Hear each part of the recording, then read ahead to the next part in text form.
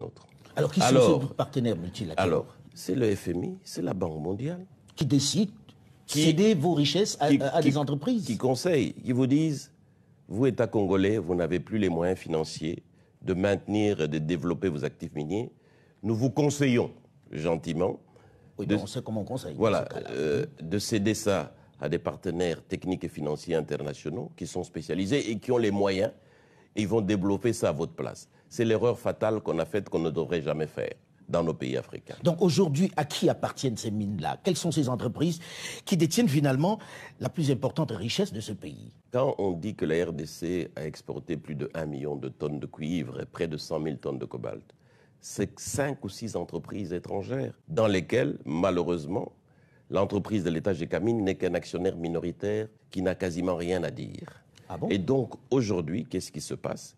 C'est que quand l'État était seul avec son entreprise Gécamine, seul dans le secteur minier, produisait près de 500 000 tonnes par an, et la Gécamine subvenait à près de 70% à tous les besoins budgétaires de l'État. Mais aujourd'hui, avec plus d'1 million de tonnes exportées, ces entreprises ne contribuent même pas à 17% aux revenus de l'État. Pendant 15 ans, 20 ans, alors que nous avions promis des dividendes pour la Gécamine, des impôts pour l'État pour nous reconstruire, rien n'est venu. Vous savez pourquoi?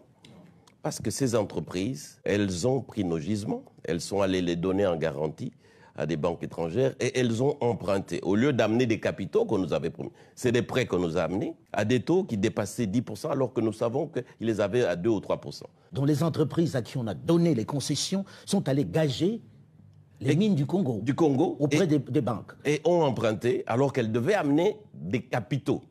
Elles ont amené plutôt des prêts.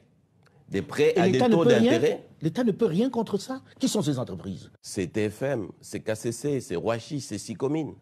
Toutes des entreprises, si pas occidentales, chinoises aussi désormais. Donc ils tiennent les richesses du Congo aujourd'hui? Ils tiennent les richesses du Congo, d'où effectivement ce paradoxe que les richesses ne profitent pas aux Congolais, mais aux entreprises étrangères, aux filiales des